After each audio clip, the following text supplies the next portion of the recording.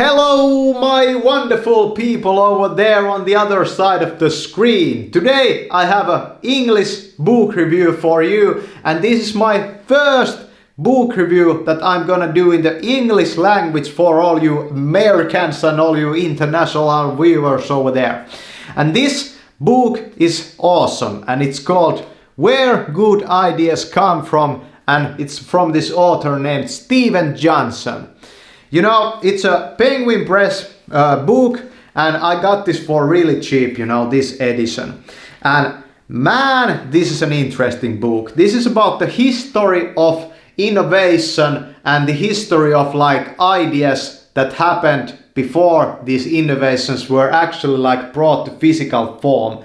And I found this book from the Actualized Book List, you know, the YouTuber, you have probably seen him here on YouTube. He has a book list, and I found this book over there. And it was a find, you know, because man, this book is like so, it makes your brain and it makes your mind like work in so like high like quality way. It makes you like think about your world in a different way. You start to like see through the like current age, and you start to like see that yeah, it's only a time, we are part of this timeline, and we are going somewhere with all of these innovations. And in the like last part of this book, we have all these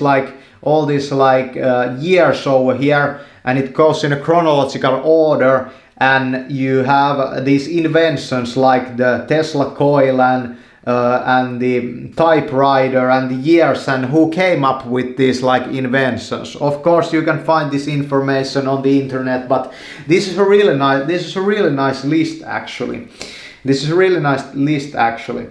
And then this guy also has like a list of different timelines where different kind of like novels actually were written the most. This like graph was really interesting also. And this book is really, it's a historical book, but at the same time it deals with learning how to think in more creative ways. So it's kind of a self-help book. And it's like labeled or like categorized as business and creativity by Penguin Press. And I think this book is like one you should like for sure you should be reading. If you are a creative person, if you want to become a writer, read this freaking book. And if you want to understand the modern age better, read this book. If you want to become free of the burden of the modern age, you have seen that in my life I kind of like go back to the past a lot, you know. I use things that normally people nowadays no longer use. I do a lot of handwriting, I own a typewriter, you know. I use these fedora hats, you know. I try to go with olden style new clothing. I don't have a smartphone. I use a dumb phone, you know, like my way of using technology is very different. I'm a computer dude, you know. I use Linux, you know. I make really different kind of, I'm vegan, you know. I make really different kind of choices. And maybe this book is one of those different kind of choices. And it's really high quality writing over here. And I got this book for something like 10 euros, maybe 11 euros. And that's freaking nothing, you know. Penguin Press like these pocket books, they are freaking awesome. You know, you see these matching colors. That's so funny. That's so funny. But I have a jacket actually. I bought from Paul Smith this classical jacket, and this kind of book, you know, it fits perfectly into the pocket of that kind of jacket. Get a jacket that you can like carry like book like this with you. That's a tip for you with reading. Place one book in your toilet. Read every time you take a dump. You're gonna read that way at least few more books each year. I think I read in a year at least 5 books only in like while taking a shit, you know. You should like choose books to the toilet that are like kind of like easy to read, only like one spread at a time, because that's like the time you like it takes to like shit. Yeah. And with books, you know, I'm gonna say that you shouldn't really be going for expensive hardcover editions.